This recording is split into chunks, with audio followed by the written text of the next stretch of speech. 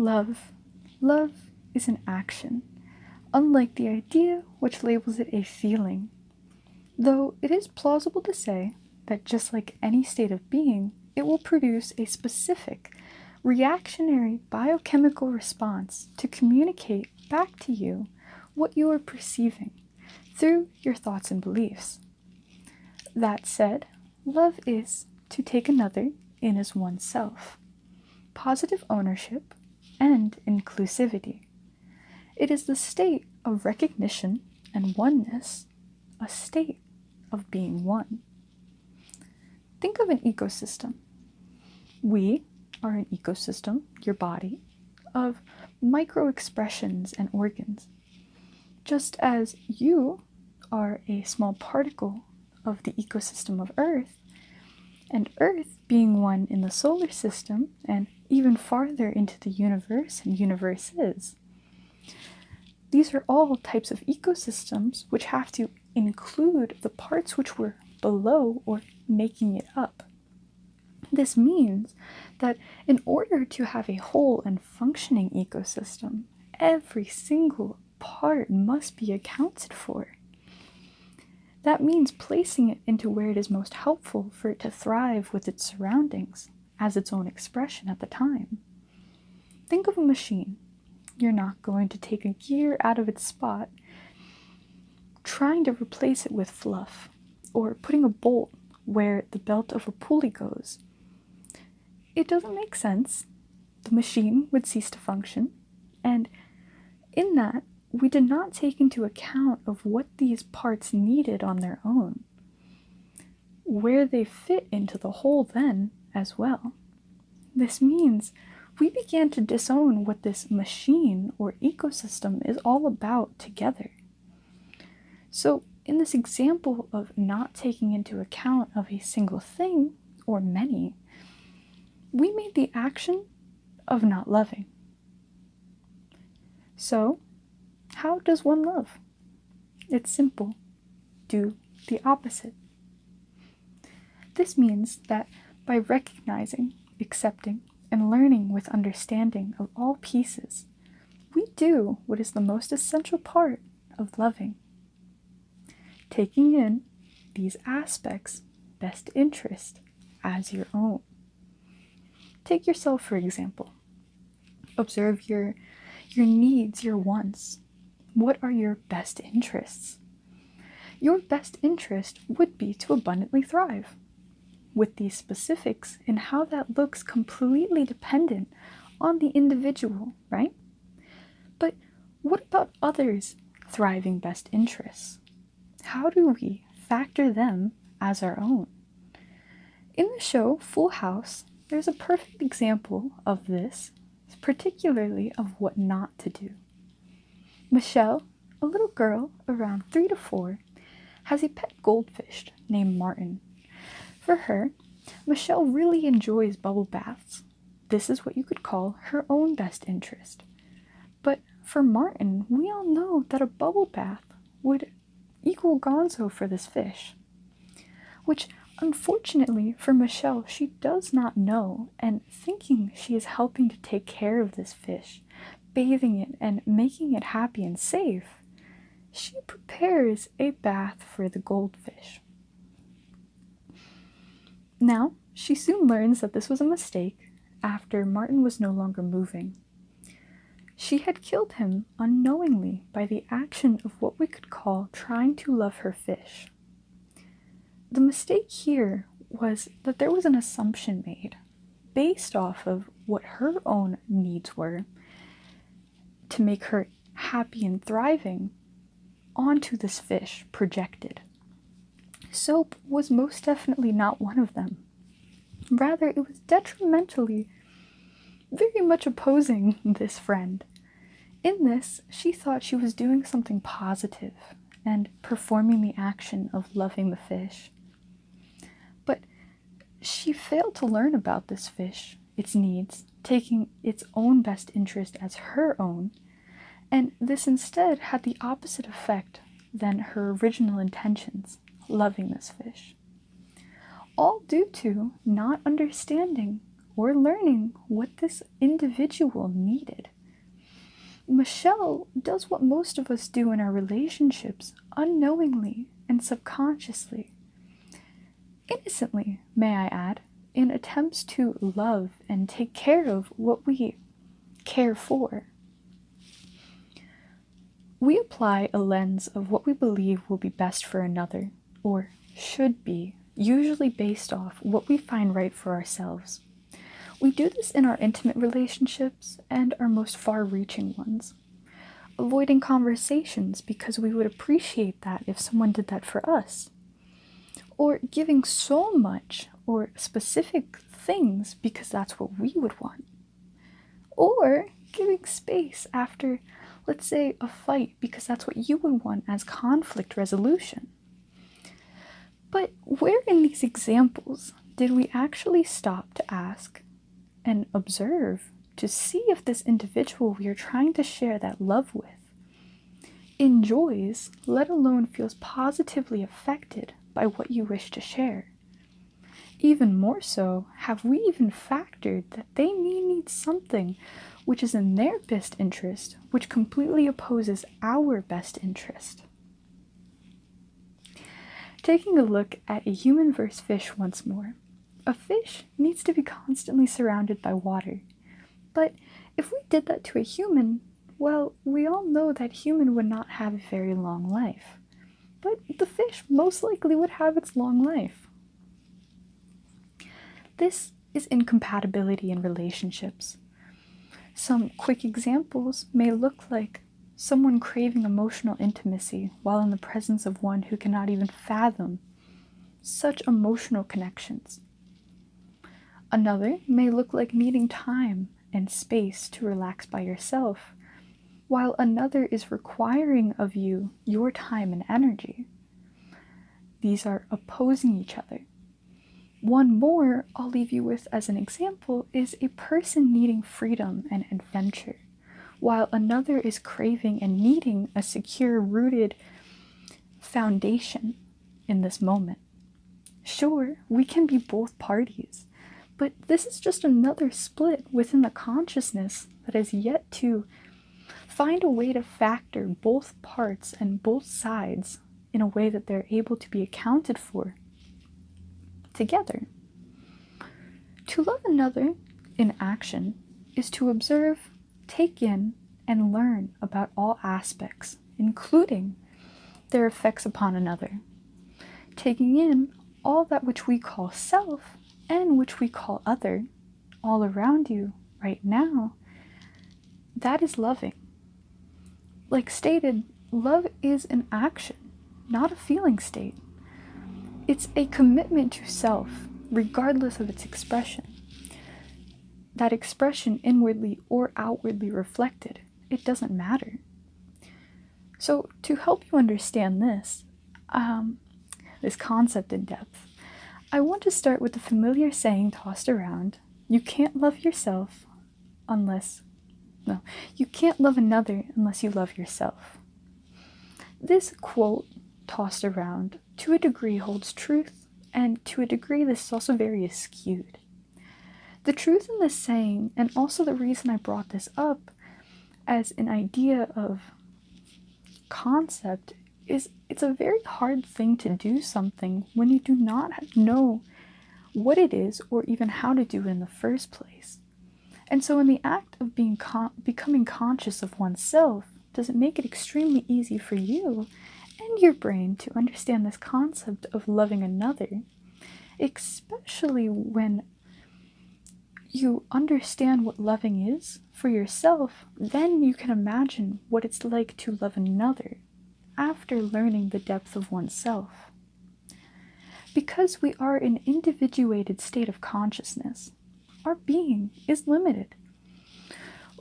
We don't hold the full conscious awareness of our dog or cat, let's say, or even our lover, our friends, even the blades of grass, let alone the ocean. We're very restricted, generally speaking, when it comes to consciousness, unless you use psychedelics, mushrooms, or are extremely versed in the conscious and astral realm of vibration. You most likely only know what it's like to be conscious of yourself. Be your body that you call by your name.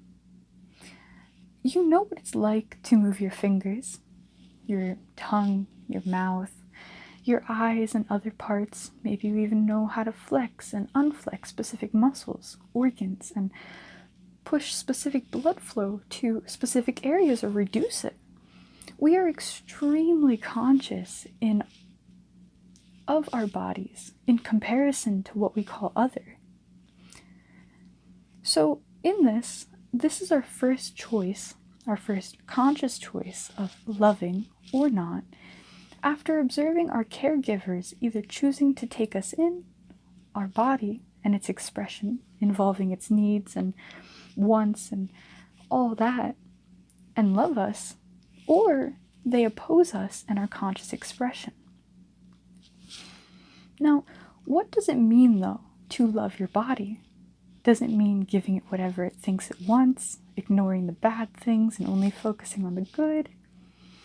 Or does it look like observation, curiosity, and caretaking specifically based on individual circumstantial needs? Love, to take another in as oneself, can be seen in this one example. White light passing through a prism. A glass prism fragments its color, splitting to show its full spectrum of individual colors that make it up, right? It shows you what we would call a rainbow. White, in the consciousness of itself, to love thyself, simply recognizes every single expression that makes it whole.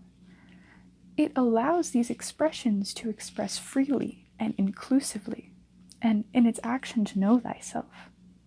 Its best interest is to express itself entirely.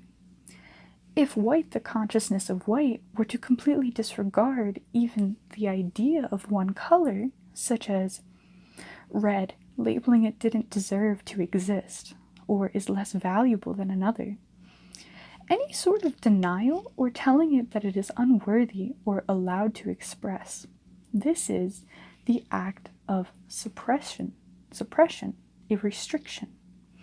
It's lacking the ability to love, the best interest of itself, the best interest of what makes up itself, the blue, red, or any color in it.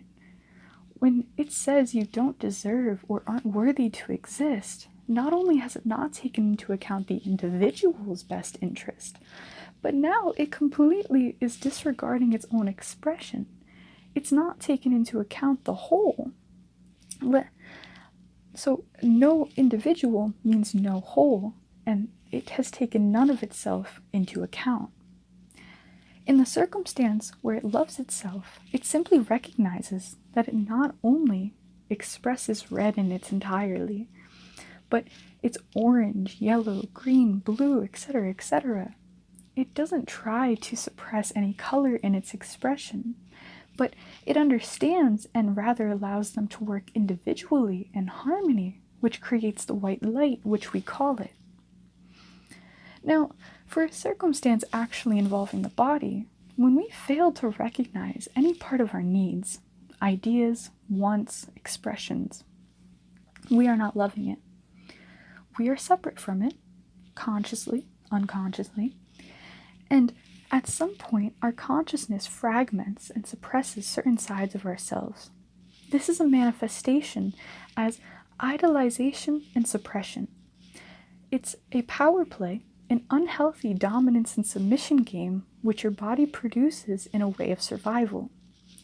This can be manifested as specific parts of your body perhaps feeling numb, or emotions being doled out, or even entire personalities splitting to the point that we do not even recognize that as ourselves. We can see this in what we call types of personality disorders. This is a literal fragmentation within the split of a psyche. This energy, that being expressed, never actually disappears, but rather is forced into a smaller state of expression, or in overextended version of itself to overcompensate for whatever it is lacking. Think of two tubes, one a plastic straw and the other a fire hose. Of course, we all have these splits, right? But the degrees vary, and some will remember their memories crossing from these splits, and others completely do not believe to have perceived and been through the experiences that perhaps they have gone through or still continue to go through. So this is where the consciousness gets forced into the back room, so to speak. It's the subconscious. It can be seen to the degree of what appears as literal multiple different individuals within a singular human being. Someone who went through immense physical trauma, let's say, including mental or emotional, may be forced in their limited viewpoint, right? Because this is based on what the brain knows and believed to be accessible. They make the action of splitting, a choice so deep within the subconscious, one that is always done to preserve the safety and a thriving well-being of that individual at the time. Usually a choice to suppress the side of self which is desperately craving softness, nurturing, caretaking with an over-dominating protector to keep that side of itself safe. Though it's not to say that this is all the time, as the complete opposite of vice versa does occur, not just as much, but sometimes it can be more, depending on the individual. The one craving a sort of control and leadership, suppressing that part of self, and then overcompensating with more softness than one actually feels they need to or wish to express, just to get its other needs met in a version of manipulation. Both of these are backdoor methods to get their needs met. Your consciousness deep down knows that it cannot force these needs to go away.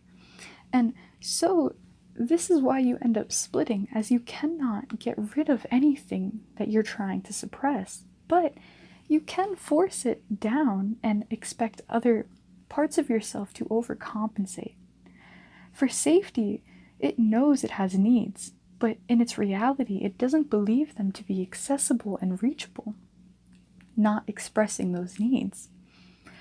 A split can occur for many different reasons and to many different levels, as said. One may completely disassociate from reality in their expression of personalities, memories, lost to the connection, while others may find that they can access and even know these polarities within self. The immense fragmentation known. But we don't have to have been abused to have these sort of splits, right? Even the most abundantly well taken care of child will have these splits to varying degrees.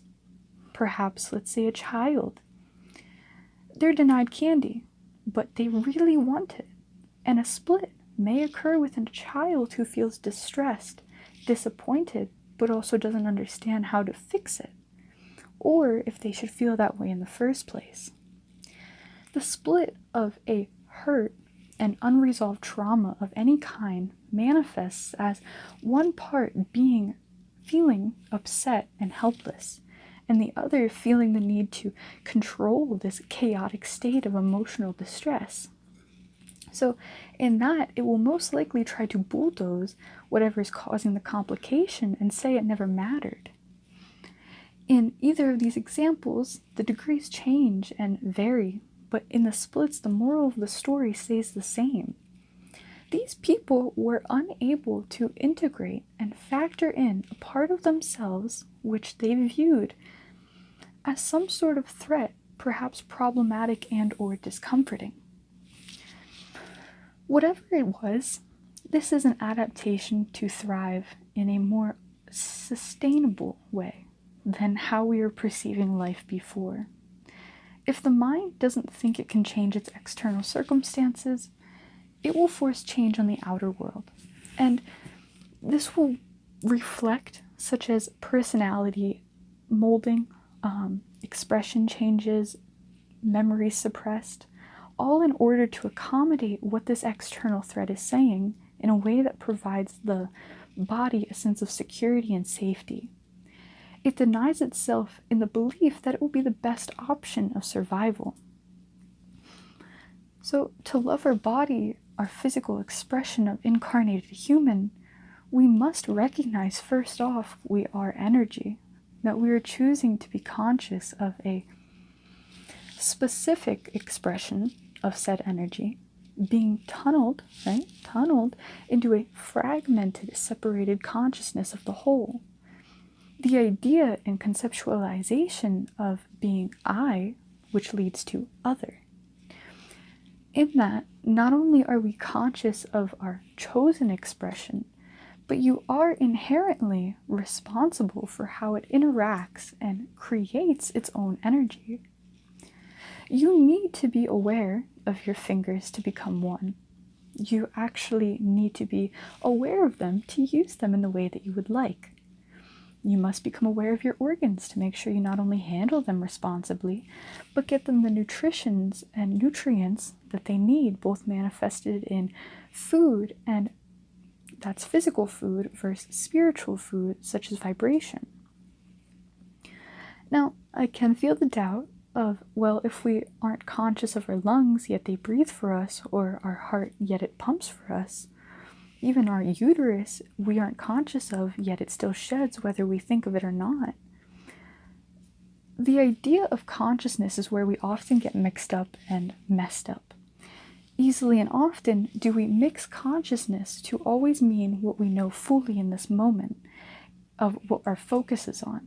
But realistically, consciousness makes up what we both call conscious of awarely and not conscious, such as our subconscious or suppressed. Our DNA holds both of these factors.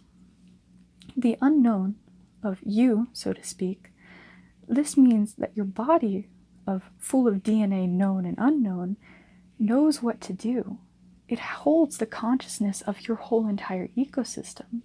Even if your mind is not focused on it, energy is still being moved into the direction, and the amount of directions your energy and focus is being split through your body is astronomical. It's already programmed, knowing how to pump your blood, how to think and reason, as well as how to move. Additionally, we can intervene in these already present electrical impulses, which we call movement. We can at any point interrupt or disrupt, stop or help our own energy of electrical pulses.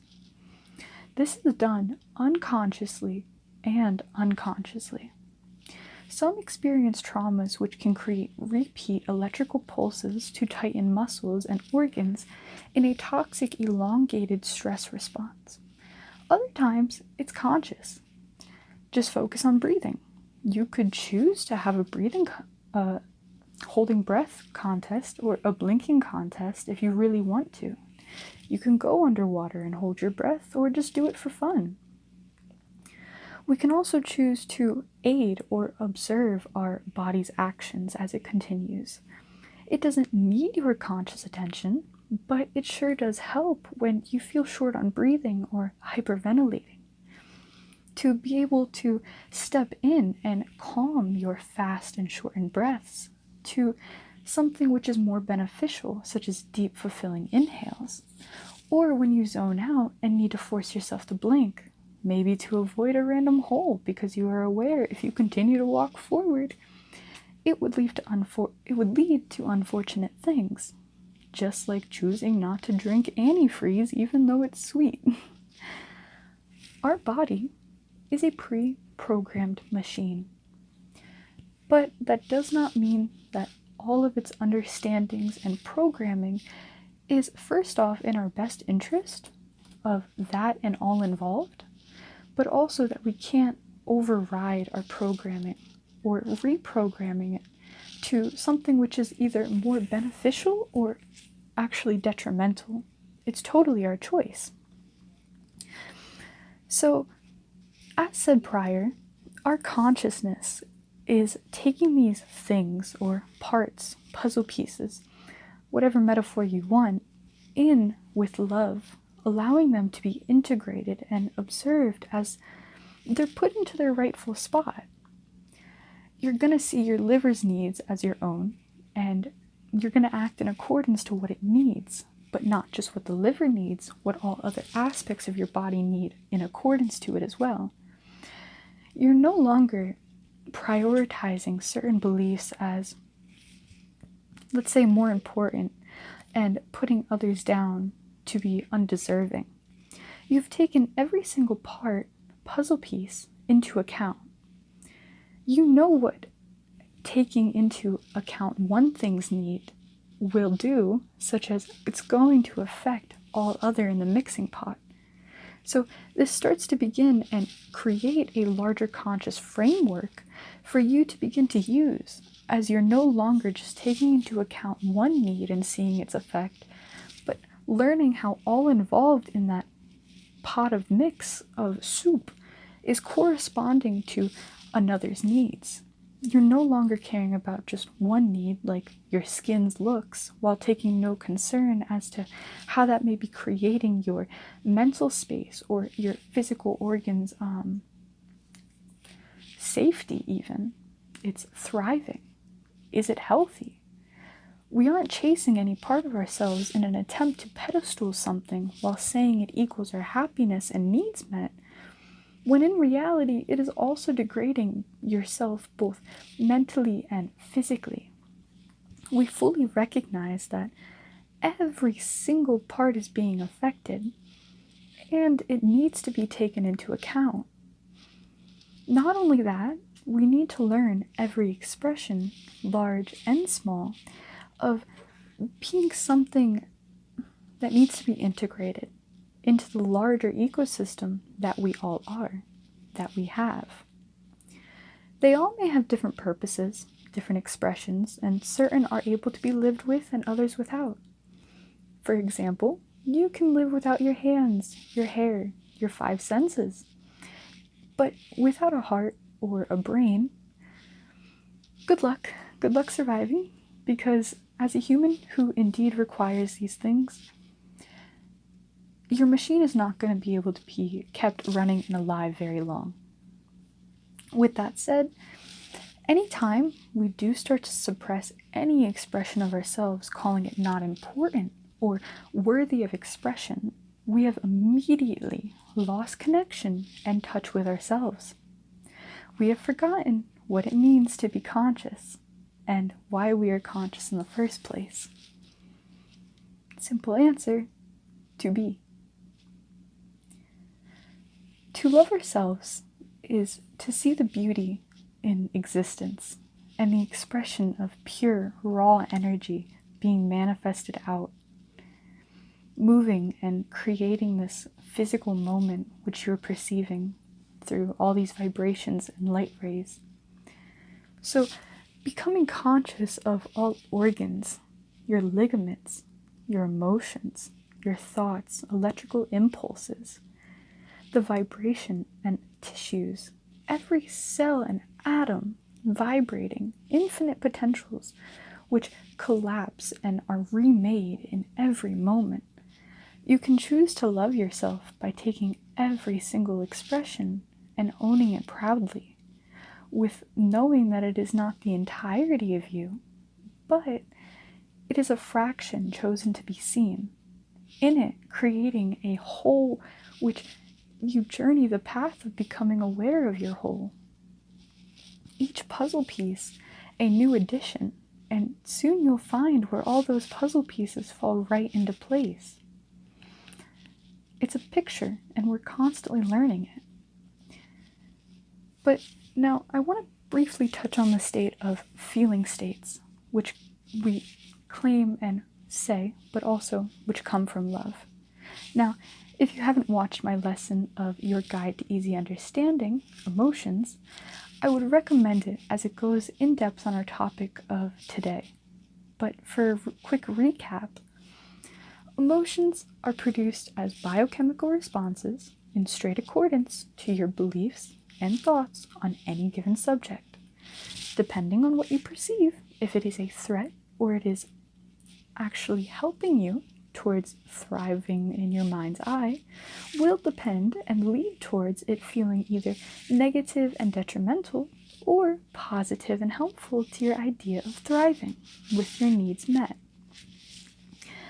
So, on that, if you feel positively or negatively on something, it is in straight accordance to your beliefs, right?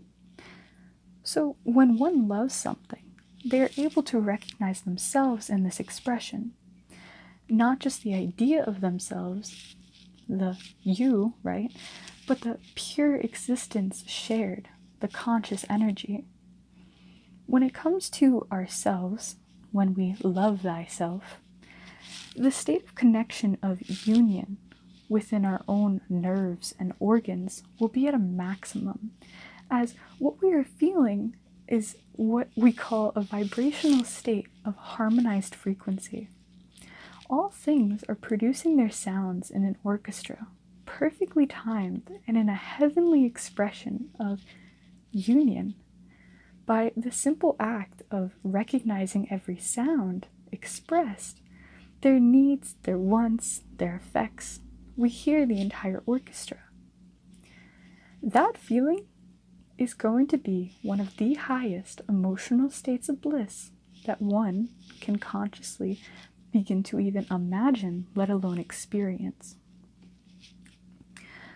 When you are in this state of harmonized frequency, this is a state of vibrational love. You've realized that you can choose to thrive in harmony together, all those pieces thriving in harmony together. You, as every part, express naturally and entirely, now together as a symphony.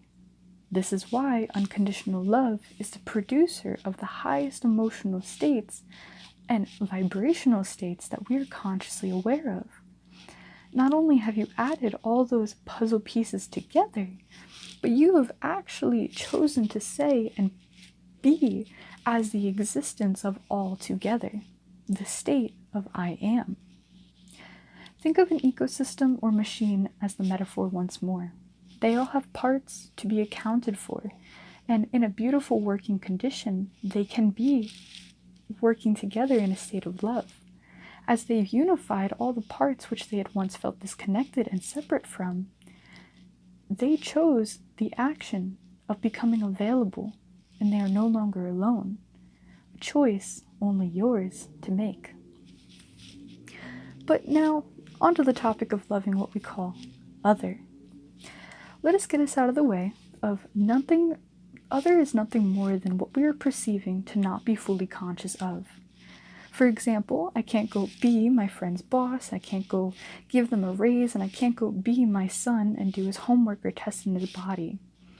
We are limited in choice of conscience, aware of what we call this singular ecosystem, this body, right? We're only aware of this body. But for simplicity reasons, we're only going to dive softly into this topic of what this external world is, okay? The reality which we perceive is nothing more than vibration, which we are choosing to become conscious of from this individual space. And then we have it reflected outwardly, okay? This is just a mirror of vibration, and people around us are fragmentations. People may show up with things that you more or less identify with, situations more or less identified with. But regardless of how much you want to identify or relate to one aspect or another, there is no way for you to have even vibrationally matched or been conscious of a vibration that you were not first being yourself. You had to have been a compatible match, meaning at some level you were expressing the same metaphor which was expressed in the vibration you see before you. Remember those splits that we talked on earlier? You may identify with one more than the other, perhaps the victim or the hero, the doer versus the one being done onto thy. But to be either, you had to have been both. Both expressed vibrationally one way or another. One example would be a killer, or imagine the worst plausible human you could imagine, expression. Whatever expression that they chose, whether it was murder, assault, or abuse of any kind, it was a vibrational state of destruction and chaos made manifest from the state of vibrating in a low and dense energy only available from a deep place of separation.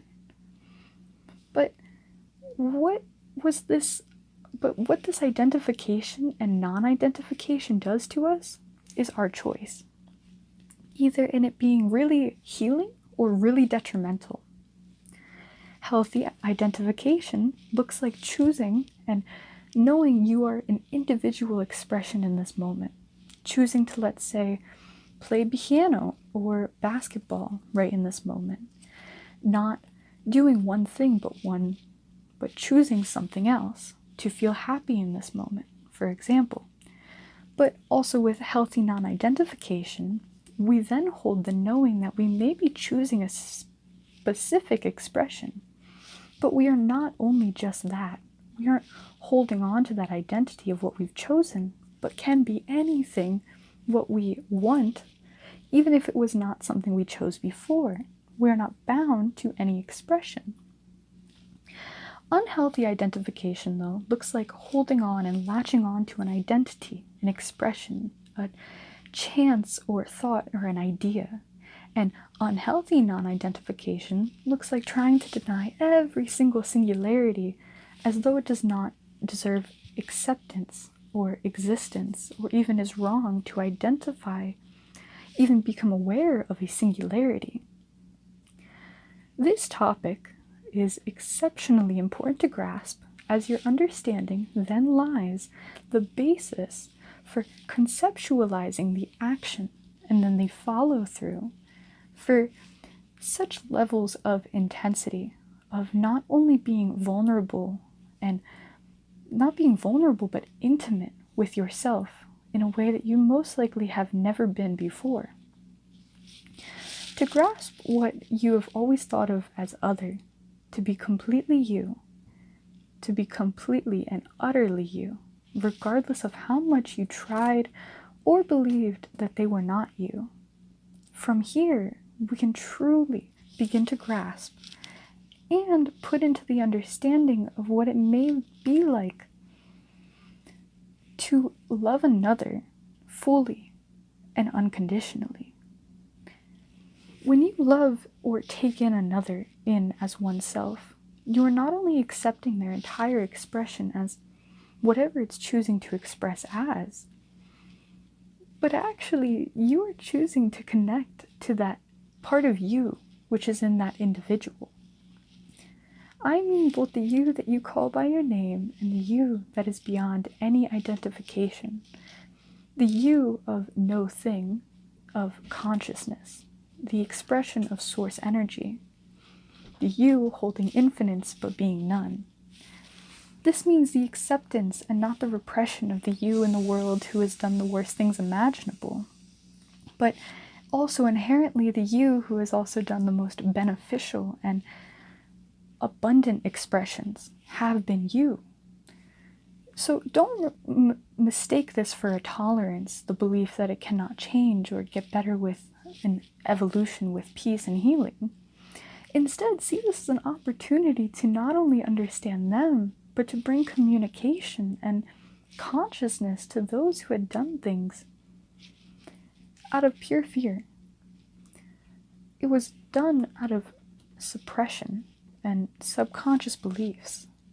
We have to understand that it came from thoughts of life or death in the base subconscious. And so if it all comes back to self, where do we go from here? Forgiveness, the true acid barrier breaker which breaks that separation from what we once felt separation from. We need it. Whether the separation was from fear, guilt, shame, or anger, which led to our denial of our deepest expressions, all were our inner feelings of being separate from all else, which caused us the first step into the spiral of a vibrational output of fear, suppression, negative vibration, negative and dense vibration, I should say, reflecting as the separated beliefs we had once internalized. So from here, we were met with more and more of this in our physical world the more we tried to suppress it. Deep inside of us, this vibration grew by being ingrained into your DNA. Much like a virus, it can infect and begin to take over all if there is not resolution and raising of said vibrational state. Unity is made conscious, integrated, and transmuted only when it's actually made conscious, but until then it can be nothing more than the continuation of separation. So why forgiveness? Forgiveness is not a state of excusing any. Actually, it's the quite opposite. It acknowledges the fact that it did cause pain. It's the state of full acknowledgement.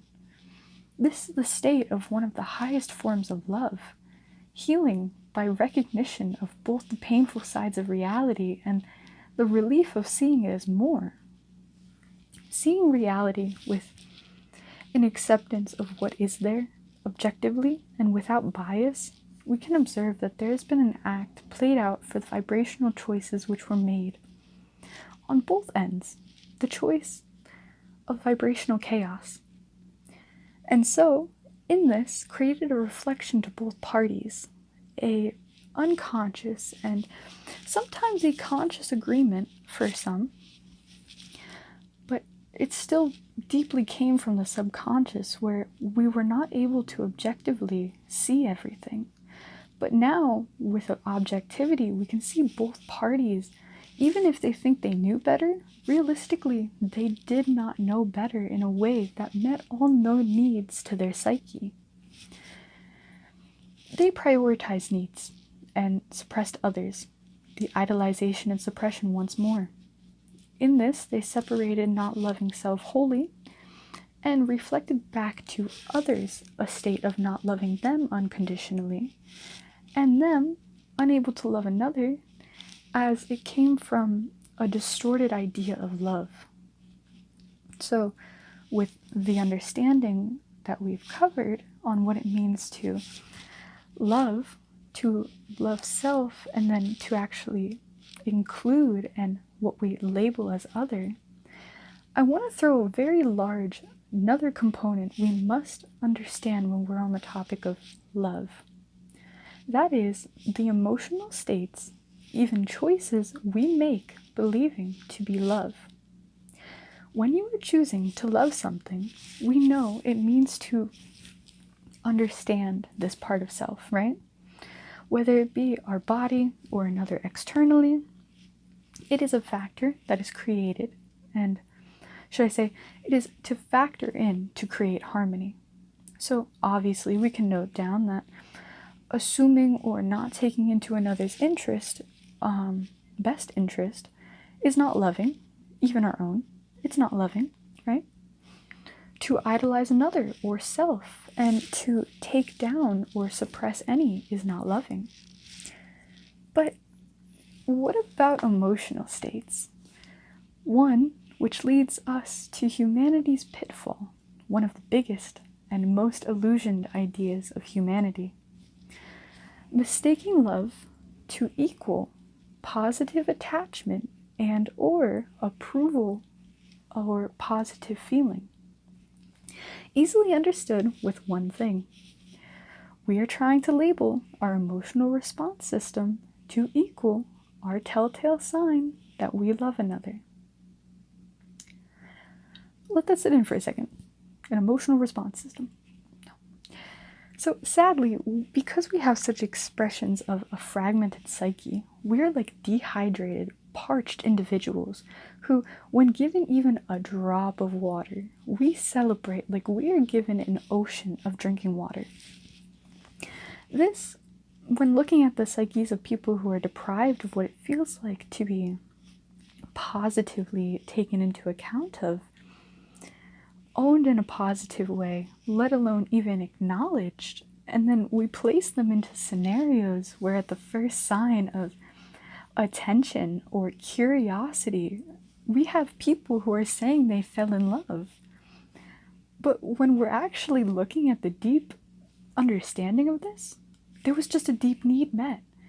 And because of our own mental connections, we have emotional responses to remind and link us, your brain, to meet those needs again. We get hooked on our own chemicals, our own chemical responses. These chemicals are not the problem. Rather, they are very, very helpful tools. They are lovely, and not only should they be used to our benefit, but actually to our advantage. This means that we don't have to suppress these emotions. Rather, that's the complete opposite of what today's video's topic is all on. You may learn to love your emotions as well, in a healthy and understanding way. But that does not mean that they are trying to tell you you are in love. No. Love absolutely will produce good feeling chemicals, like we talked about, because it's creating a sound ecosystem, a sound harmony within self. That is just when you are in a state of action of love. Though we can also feel distressed if one is not actually in a state of love. Rather, the distress comes from feeling separate and fearful of what loving another or being open or vulnerable may actually entail. That said, knowing all this, emotions are not your key to love. When you feel giddy around that person, or even really safe, these are not actually your telltale signs. These are manifestations, and most likely will be shown after recognizing and choosing to love an individual. But realistically, you can also feel these things while taking no account for the individual before you. Completely in your own world, happy and giddy in your mind.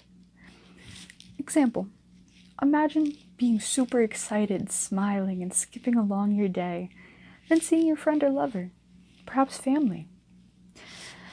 Now, when you see them, you could either A, be as giddy as you are, and while not paying much attention to whatever they are feeling, maybe even their expression, whether they're sad, happy, it doesn't matter.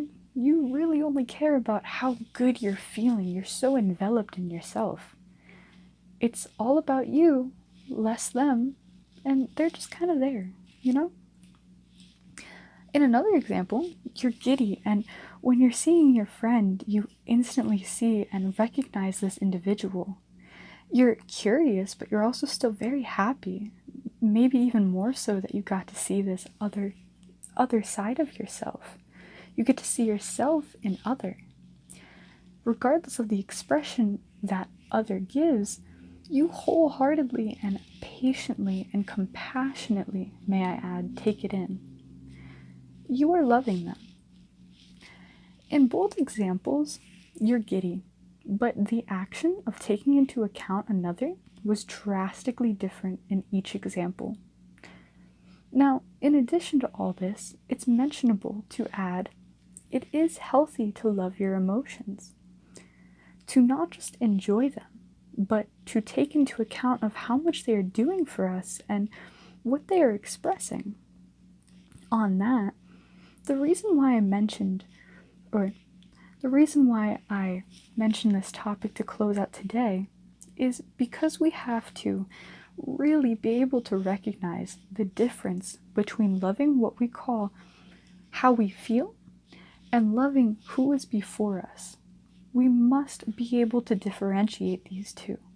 Loving our emotions is healthy, but vastly different than loving an individual.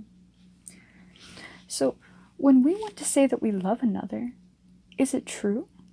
Is it their expression? Or is it what we choose to feel, choose to see that we love? Let me give you a few examples to end off today. Christy and Jenny are good friends. Christy tells her friend she loves her. She feels really happy and giddy around Jenny. She really enjoys how she feels. But she doesn't actually see Jenny for who she is. Jenny is a workaholic and rude, for lack of better words. Christy ignores this and doesn't pay it much mind, and actually suppresses this side of Jenny when it comes up. But besides that, she enjoys who Jenny shows and gives, disregarding all the suppressed. Now, Jenny, on the other hand, says she doesn't love Christy. She hates how she feels around her a lot. But she still spends time with her, as she enjoys to learn about her. Jenny likes to know Christy, even if it makes her uncomfortable. She just wants to know her completely and in depth. Funnily, in this example, many factors are occurring. 1. Christy is loving how her emotions make her feel around Jenny. Besides what she suppresses, Jenny dislikes the emotions she has around Christy, but is not one to suppress them. 2. Jenny loves Christy for who she is, even though she may feel discomfort. Christy, on the other hand, does not love Jenny for who she truly is, just by not choosing to see her fully. The concept of emotional states mingling and mixing up what it means to love someone versus something as our emotions is very common. Another can be seen as, let's say, Lily. Lily gets a boyfriend named Yuvin. Yuvin gets an emotional kick or rise every time he's around Lily. He feels really excited, full of anticipation and a curiosity of what's to come. Lily feels pretty neutral with Yuvin, though. Although she gets excited around him, and occasionally overall the idea of Yuvin brings her more peace than any actively rising or lowering emotion, Lily is unsure where her feelings stand. Or better put, she's unsure about the idea of love. It's confusing around Yuvin and her. But Yuvin seems to have no doubt that he is absolutely head over heels for Lily. How could he not? She makes him feel like he's floating on cloud 9. Now, the specifics in this relationship is really what makes whether they love another, a fact or a misunderstood conclusion. For Lily, because her emotions are not so heightened, she's unsure, but she accepts Yuvin. She would do anything for Yuvin to make sure that his needs and self is taken into account and taken care of. She'd take care of him at a moment's notice. Anything that he can do, that he needs, and that she can do, she will. Yuvin, on the other hand, the idea of Lily gets him really excited, but because of this, that doesn't mean that his conclusion of loving her is true. So what's actually going on? Yuvin cares for Lily, or what he thinks of as caring, but if it came down to actually her needs or her wants, the second that it makes him uncomfortable, he's going to back away. He's not actually taking into account of how that is going to make Lily feel, or if that's her best interest, let alone even his best interest. He's only concerned with how he's feeling. So if Lily has any problems which will move on to Yuvin, he's out. Lily, in fact, loves Yuvin, but Yuvin does not love Lily. Yikes. Regardless of their ideas of love, it is misunderstood for what they thought love to meant. Love is not something as complicated as we all grew up trying to identify, or at least most of us. Trying to label and name emotions that we wanted to call love when it was never an emotion in the first place. We were never actually trying to describe an emotion. Never. Love is an action, a commitment to self, and it's taking self into account. All parts of self, not just this self. So sure, we will feel from this state more passion and patience and create a compassion, I should say, as our body has recognized survival means taking into account of this thing's safety as well as our own, but it also understands the after effects, the choice of loving something. We can choose to love or not to love something, anything. It's our choice of opening ourselves or not to the idea that this expression before us is not as separated as we once perceived. It's already you, whether you had consciously agreed to this or denied them to the depths of your subconscious. The only difference is when we choose not to love, what we've done is to put a dark tint over the glass, or perhaps some shading blinds. All this does is to block out the light of connection from passing through. We closed ourselves off from it, instead of helping this physical expression compassionately just as they are, just another color expressing itself from the overall white that is you. We close ourselves off, putting up blinds for many different reasons, but all are out of one thing. That is, it is done out of fear. Fear of being wrong, getting hurt, or wasting one's time. Whatever it may be, just to name a few, it is truly only ourselves that we are separating from. So, to sum up, these emotional states do not equal the action of taking another in as oneself. But in the action of taking in another can cause emotional states of bliss, harmony, peace, enjoyment, gratitude, everything that is positive to come and transmute the pain and the grief and agony which was once felt from separated, threatened states of fear. None of us are actually separate from one another, regardless of how much we may feel so based off this time-space reality. So, it's in this space that we are able to recognize that all these parts, individually expressed, are so important and valuable for what they are.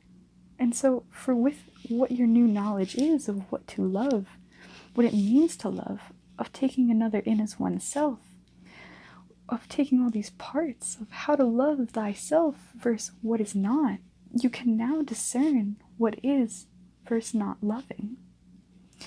To be separate or suppressing, or to be inclusive and all-seeing. Knowing what creates more opposition and even more misunderstandings from our lack of knowledge, we now know that what we have once called loving can be the opposite, and to see love as something much more simplistic as we had ever thought. Love yourself, love your life, love your emotions, love your surroundings, your reflections, and know that it is all you. In love, how could you love yourself that much more? What would love do? Enjoy.